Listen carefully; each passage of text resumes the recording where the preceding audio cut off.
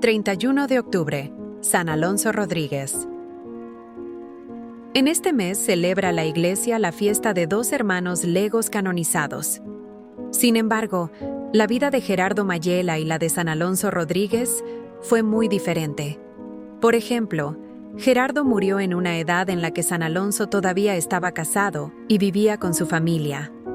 En tanto que el primero murió a los 30 años, el segundo vivió casi 90. Mientras que Gerardo trabajó en diversos oficios y en diferentes casas de su congregación, durante los 3 años que siguieron a su profesión, San Alonso fue portero del mismo colegio durante 45 años. Diego Rodríguez era un comerciante acomodado de Segovia. Alonso, que nació hacia 1533, fue el tercer hijo de una familia muy numerosa. El beato Pedro Fabro y otro jesuita llegaron a predicar una misión en Segovia y se hospedaron en la casa de Diego. Al terminar la misión, el huésped les propuso que fuesen a descansar unos días en su casa de campo, y los misioneros aceptaron. Alonso, que tenía entonces unos 10 años, partió con ellos y el beato Pedro Fabro se encargó de prepararle para la primera comunión. A los 14 años, Alonso partió con su hermano mayor a estudiar en el colegio de los jesuitas de Alcalá, pero su padre murió menos de un año después, y Alonso tuvo que volver para ayudar a su madre en la administración de los negocios. Cuando Alonso tenía 23 años, su madre se retiró de la administración y le dejó encargado de ella. 3 años más tarde, Alonso contrajo matrimonio con María Suárez. Los negocios iban mal, y la dote de la mujer de Alonso no era suficiente para mejorarlos. El joven no era mal comerciante, pero la situación no le ayudaba. La hijita de Alonso murió a poco de nacer. Su esposa la siguió al sepulcro, después de dar a luz a un niño. 2 años después, murió también la madre del futuro santo. Esa serie de pérdidas e infortunios hizo pensar a Alonso, seriamente, en lo que Dios quería de él en este mundo. Hasta entonces, había sido un cristiano bueno y devoto, pero empezó a caer en la cuenta de que era necesario distinguirse de los otros comerciantes de Segovia, que llevaban una vida ejemplar, pero no heroica.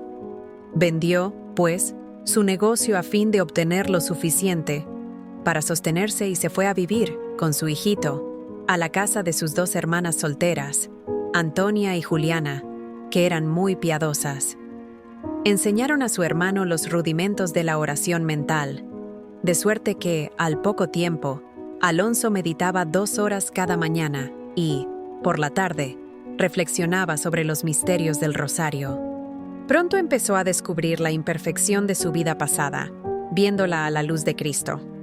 A raíz de una visión de la felicidad del cielo, hizo una confesión general. Desde entonces, empezó a practicar duras mortificaciones y a confesarse y comulgar una vez por semana. Algunos años más tarde, murió su hijo. Alonso, que se hallaba en el paroxismo del dolor, experimentó un gran consuelo al comprender que su hijo se había librado del peligro de ofender a Dios.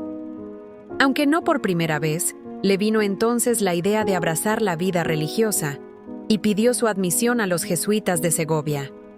Estos le disuadieron sin vacilar, pues tenía ya casi 40 años. Su salud era bastante mala y su educación no era suficiente para el sacerdocio. Sin perder ánimo, Alonso fue a ver a Valencia, a su antiguo amigo, el padre Luis Santander, quien le recomendó que empezase a aprender el latín para ordenarse cuanto antes. Así pues, como lo había hecho San Ignacio de Loyola, Alonso empezó a asistir a la escuela con los niños, lo cual constituía no poca mortificación. Como había dado a sus hermanas y a los pobres casi todo el dinero que tenía, hubo de entrar a servir como criado y aún se vio obligado a pedir limosna, de cuando en cuando. En la escuela conoció a un hombre de su edad y de aspiraciones semejantes a las suyas, el cual trató de persuadirle a que renunciase a ser jesuita y se fuese con él a vivir como ermitaño. Alonso le hizo una visita en su ermita de la montaña, pero súbitamente cayó en la cuenta de que se trataba de una tentación contra su verdadera vocación y volvió enseguida a Valencia, donde dijo al padre Santander: «Os prometo que jamás en mi vida volveré a hacer mi propia voluntad. haced de mí lo que queráis. En 1571, el provincial de los jesuitas, desoyendo el parecer de sus subordinados, aceptó a Alonso Rodríguez como hermano coadjutor. 6 meses más tarde, le envió al Colegio de Montesión, en Mallorca, donde pronto fue nombrado portero. San Alonso desempeñó ese oficio hasta que la edad y los achaques se lo impidieron. El provincial Miguel Julián resumió en una frase la fama de santidad que alcanzó el hermanito en ese puesto. Este hermano no es un hombre, sino un ángel. San Alonso consagraba a la oración todos los instantes que le dejaba libre su oficio. Aunque llegó a vivir en constante unión con Dios, su camino espiritual estuvo muy lejos de ser fácil. Sobre todo en sus últimos años, el santo atravesó por largos periodos de desolación y aridez, y se veía afligido de graves dolores en cuanto hacía el menor esfuerzo por meditar. Como si eso no bastase, le asaltaron las más violentas tentaciones, como si tantos años de mortificación no hubiesen servido de nada. Alonso intensificó todavía más la penitencia, sin desesperar jamás, y siguió en el escrupuloso cumplimiento de sus obligaciones, convencido de que, llegado el momento escogido por Dios, volvería a gozar de las dulzuras y éxtasis de la oración. Algunos sacerdotes que le conocieron durante varios años declararon que jamás le habían visto hacer ni decir nada que no estuviese bien. En 1585, cuando tenía 54 años, hizo los últimos votos, los que renovó en la misa todos los días de su vida. La existencia de un portero no tiene nada de envidiable y, menos tratándose de la portería de un colegio, donde se necesita una dosis muy especial de paciencia. Sin embargo, el oficio tiene sus compensaciones, ya que el portero conoce a muchas personas y es una especie de eslabón entre el exterior y el interior. En el Colegio de Montesión, además de los estudiantes, había un ir y venir continuo de sacerdotes, nobles, profesionistas y empleados que debían tratar asuntos con los padres, sin contar a los mendigos que acudían en busca de limosna y a los comerciantes de palma que iban a vender sus productos. Todos conocieron, respetaron y veneraron al hermano Alonso, en busca de cuyo consejo acudían los sabios y los sencillos, y cuya reputación se extendió mucho más allá de los muros del colegio. El más famoso de sus discípulos fue San Pedro Claver, que en 1605 estudiaba en el colegio.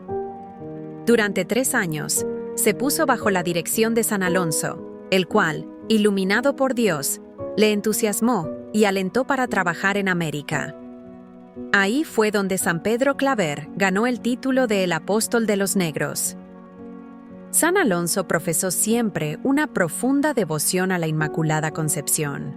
El beato Raimundo Lulio había defendido ese privilegio mariano en Mallorca, 300 años antes.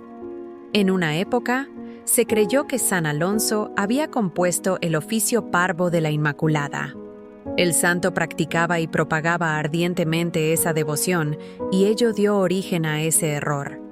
Tampoco fue el autor del Ejercicio de Perfección y Virtudes Cristianas, que se debe a la pluma de otro jesuita del mismo nombre y apellido, pero no canonizado. Sin embargo, San Alonso dejó varias obras que escribió por orden de sus superiores. Su doctrina es sólida y sencilla. Sus exhortaciones tienen el fervor que se podía esperar de un santo de su talla, y el contenido de esos libros prueba que San Alonso era un alma mística. Cuando tenía ya más de 70 años y estaba muy enfermo, el rector del colegio, para probar su virtud, le ordenó que partiese a las Indias. San Alonso se dirigió inmediatamente a la puerta y pidió al portero que le abriese, diciendo: «Tengo orden de partir a las Indias». Así lo habría hecho si el rector no le hubiese mandado llamar de nuevo. Arriba indicamos que en sus últimos años sufrió grandes arideces espirituales y violentos ataques del demonio. A esto se añadieron las enfermedades y los sufrimientos físicos. Finalmente, tuvo que guardar cama. Pero su invencible paciencia y su perseverancia le merecieron entonces consolaciones tan intensas que no podía levantar los ojos del alma a Jesús y María sin verles como si estuviesen presente. En mayo de 1617, el provincial Julián, rector de Montesión, que sufría de una fiebre reumática, rogó a San Alonso que orase por él. El santo pasó la noche en oración y a la mañana siguiente, el rector pudo celebrar la misa.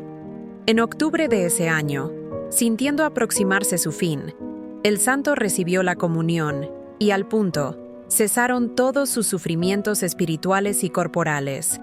Del 29 al 31 de octubre, estuvo en éxtasis y después comenzó su terrible agonía.